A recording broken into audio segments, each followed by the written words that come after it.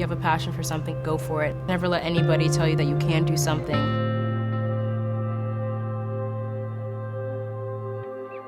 Hi, I'm Elaine DePrince, and this is one of my daughters, Michaela DePrince, and together We wrote the book, Taking Flight.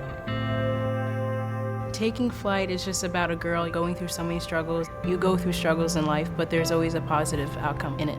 I perceive it as the story of a girl who rises from nothing and becomes a ballerina through support of others, but also through her own incredible persistence. The orphanage was in Sierra Leone, West Africa. Once my parents passed away, I had to go there because my uncle didn't want to take care of me anymore. And in the orphanage, they ranked us from 1 to 27. 1 was the favorite child of the orphanage, and 27 was the least favorite. I was number 27 because of my vitiligo, and they thought that I was the child of the devil. You know, sometimes I barely had anything to eat, and, you know, they kept telling me, you're never gonna get adopted because you're the devil's child. Who would want to adopt a girl that looks like you? I thought by then I've already lost so many people that I loved that nothing good is ever gonna happen to me again. But then one day I find a magazine outside the gate, and it was a picture of a ballerina. I didn't know it was a ballerina. I just thought she was some fairy on her tippy toes in a really pretty tutu.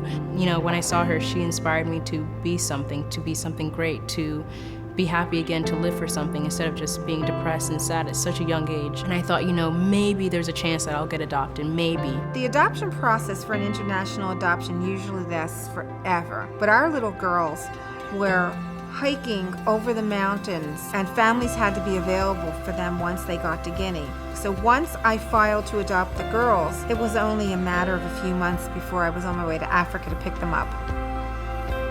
I just assumed that my American mother would have my pointe shoes and my tutu and my tiara and everything that I needed to become this ballerina, but she didn't. So then I had to explain to her what I needed to be, and so I took the magazine out and I showed her, and I don't know how she understood, but she told me, you know, if you work hard, you can be this person. When I look at her, I think of that little 4-year-old come out of that plane, and to see her at this point in her life just amazes me. Well, Michaela and I have been collaborating on this book since she was 4 years old, but we didn't realize this. When she was a little girl, she had a lot of fears and a lot of terrible memories of her time in Sierra Leone, and I would encourage her to tell them to me. My mom wrote it down in a notebook, and every single time I would tell her something about my memories, she would write it down, so she had that base already. It was her story, her voice, her memories, and I just made it neat and tidy. One of my favorite things to say is that to never be afraid to be a poppy in a field of daffodils, because that is the only way you can make it.